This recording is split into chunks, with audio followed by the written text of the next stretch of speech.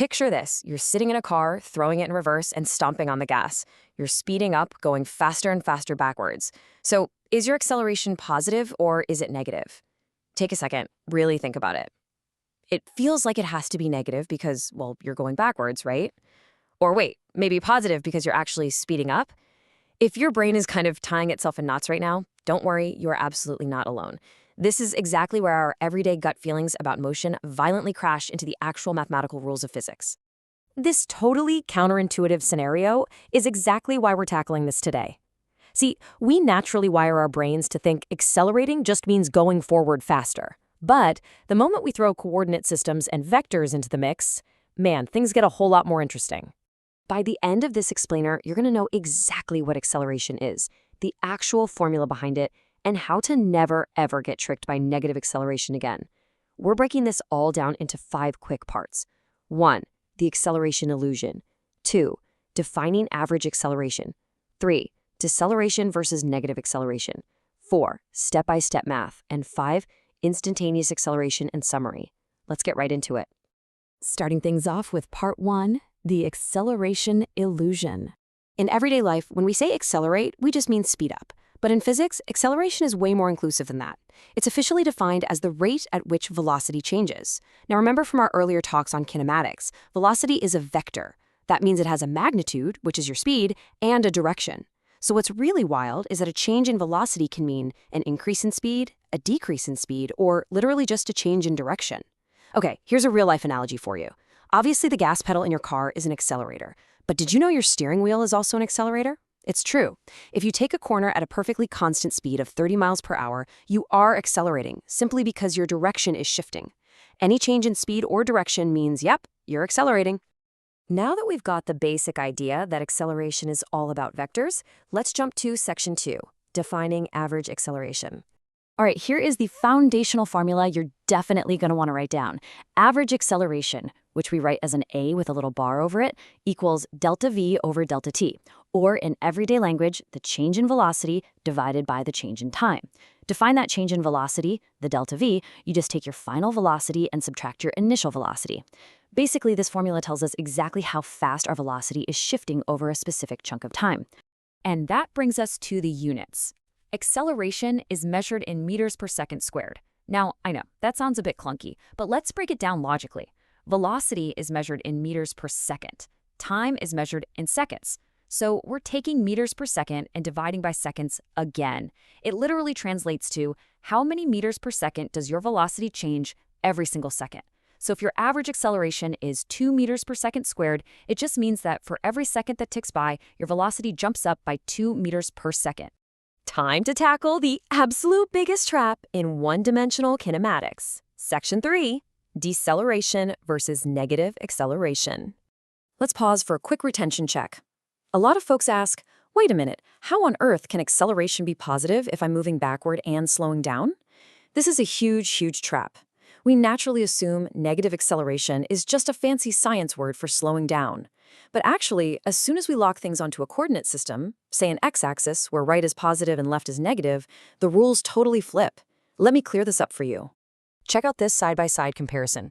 Deceleration always means an object is slowing down, period. It happens anytime your acceleration vector points in the exact opposite direction of your velocity vector. Basically, they're fighting each other.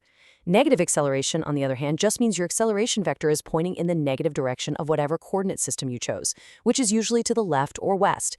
Think about a car speeding up while driving to the left. Its velocity is negative, and because it's speeding up, its acceleration is also pointing left, meaning it's negative too. So it has negative acceleration, but it is absolutely not decelerating. It's going faster. The golden rule here is, if velocity and acceleration share the same sign, you speed up. If they have opposite signs, they fight and you slow down. Let's make this way easier to visualize with some real numbers. Section 4, calculating the math. Okay, we're going to walk through this together, just like we're standing at a whiteboard. Here's our first scenario. A racehorse bursts out of the gate and accelerates from rest to a velocity of 15.0 meters per second due west in 1.80 seconds. So, what's its average acceleration?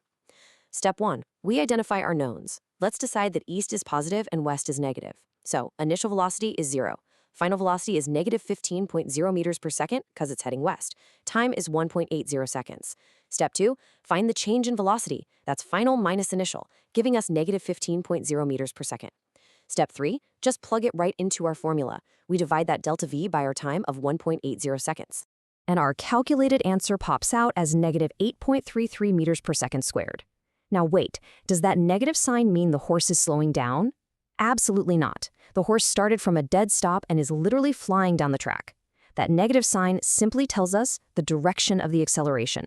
It's pointing west, exactly in the same direction as its velocity. Okay, let's lock this in with one more quick scenario. What if a subway train is moving backward, let's say to the left, into our negative territory, and it comes to a complete stop? What exactly happens to our acceleration then? Let's run our rules step by step. Step 1, knowns. The train is moving left, so initial velocity is negative 20 kilometers per hour. Final velocity is 0 because, well, it stops. Step 2, change in velocity. Final minus initial. That's 0, minus, and negative 20. Actually, watch your signs here. When you subtract a negative, it turns into a positive, right? So our delta V is actually positive 20 kilometers per hour. Step 3 is calculating the average acceleration. Before we even crunch the final numbers, just take a look at that positive change in velocity. After we convert our units from kilometers per hour to meters per second and divide by time, we get a positive 0.556 meters per second squared. And wow, this brilliantly highlights that rule we just talked about. We have a positive acceleration, but the train is slowing down. Why? Because its initial velocity was negative and its acceleration is positive. Since they're exact opposites, that positive acceleration violently opposes the train's leftward movement. It acts as a deceleration. All right, let's see how this all builds into our final concept. Section 5, instantaneous acceleration and summary. Up until now, we've been talking about average acceleration over a set chunk of time, like a couple of seconds. But what if the motion isn't perfectly smooth? That's exactly where instantaneous acceleration steps in. It is the precise acceleration of an object at a specific, infinitesimally small instant in time. Imagine a really bumpy package riding along a post office conveyor belt, getting jerked forward and backward constantly. Its acceleration is literally all over the place. To find the instantaneous acceleration in a messy case like that, we can't just rely on one big average. We have to look at incredibly tiny intervals of time, basically moment by moment, to see exactly what's happening at that exact split second. Before we wrap up, let's quickly summarize the 3 golden rules you absolutely need to lock in. Number 1, acceleration is the rate at which velocity changes, meaning it applies to any change in speed or direction. Remember that steering wheel analogy? Number 2, deceleration is a very specific term that always opposes velocity and reduces speed. And number 3, negative acceleration simply opposes your chosen positive coordinate direction. It definitely does not automatically mean you're slowing down. Always, always check the signs of both velocity and acceleration together. To cap things off, I want to leave you with a quick thought experiment. An airplane lands on a runway traveling east. Think about how you would describe its acceleration. Picture its velocity, its direction, and whether it's speeding up or slowing down. Lock your answer in your head. Getting comfortable visualizing these vectors is absolutely the key to mastering kinematics, and we're going to build heavily on this exact concept in our next explainer on constant one-dimensional acceleration. Keep questioning the physics of the world around you, and I will see you in the next